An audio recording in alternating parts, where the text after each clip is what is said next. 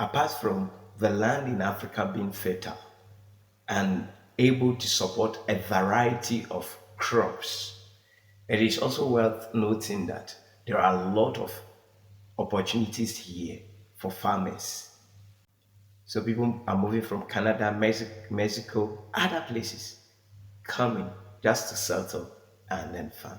But you see, there are six key challenges that if you know and you know how to deal with them appropriately, you can maximize your potential in farming right here in Africa and become a millionaire or a billionaire. Yes, that is right. Number one is access to land. When you need land in a commercial scale for your farming activity, it becomes very tough. Whether you want to lease or you want to buy, it is not that you wouldn't get the land, not at all. There are lands. In fact, Africa is a land, or yes, it's a land. But what the issue is getting a litigation free land and also getting that large scale of land from one person. That is where the difficulty is. Sometimes you may even buy the land only to be caught up in the midst of litigations. Land guards coming after you with guns and other things, and it makes it scary. Number two is access to capital. We know that every venture that one wants to start, one of the things you would want to think about is your startup capital. That also applies because farming in Africa, in a way, is intensive, capital intensive. Because if you do not have the machineries or farm equipment yourself, you may be going into high sum. And also, you need money to be able to set up and keep the farm running. You need money to be able to pay the laborers that work on your farm. So capital is very important, and you should always sit down, do your mathematics right, make sure you've gotten it right, ask questions before you set out. Have a plan so that you wouldn't be locked on the way.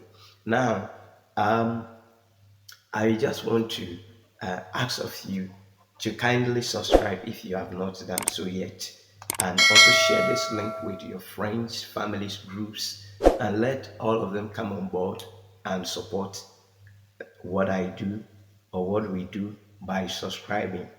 By so doing, you are encouraging us to do more for you, and we will deliver. Number three is access to market. Yes, there are even farmers who have harvested their produce but do not have people to purchase or are not getting market for whatever that they have cultivated. Here is a solution.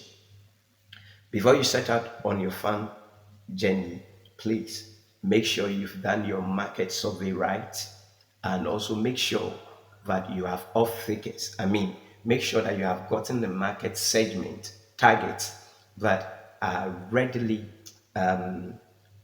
available to consume or purchase whatever that you are producing. The other way is that most of um, our farmers do not have a processing facility. So oftentimes, within a short period of time, post-harvest loss set in.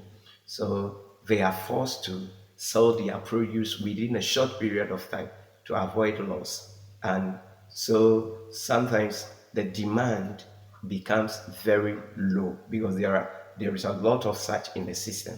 So what you can do is that you can set up a processing facility for whatever you are producing, process it, thereby you have added value to it, and it can also be there for a longer period of time without spoiling.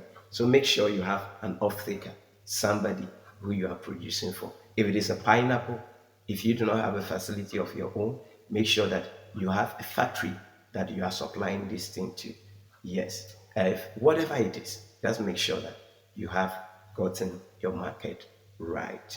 I think this is the fourth thing I want to talk about is um, access to information. Yes.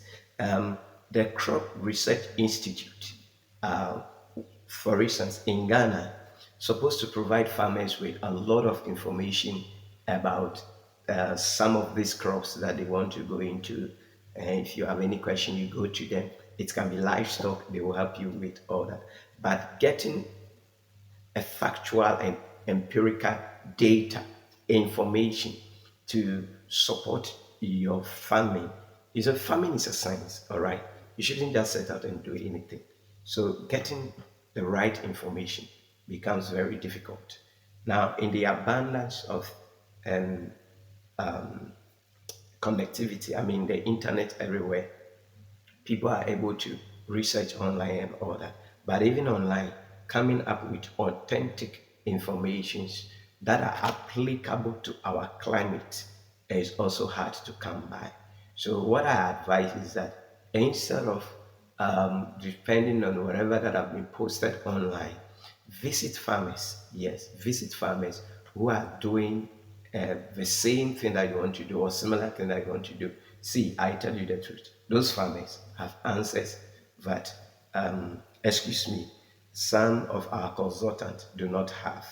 Yeah, they have innovative solutions that they have been able to come up with over the period because of the challenges they have faced on their farm. So do not underestimate them.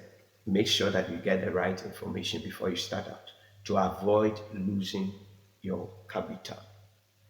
Yes. So the other thing I think this is the fifth one, yeah, is access to technology. Yes, technology. You know, indigenous farming has evolved over time. Now, getting certain technologies to make your easy for you, farming journey easy for you, is very difficult, especially if you do not have the right links. When I say links, the typical Africans understand. If you do not have the right links or network, it becomes difficult to get the right technology to deploy on your farm to make work easy. So all I can say is that in your quest to get knowledge, also ask how people are doing some of these things. Tap into it and deploy them to your farm and see how best it can help you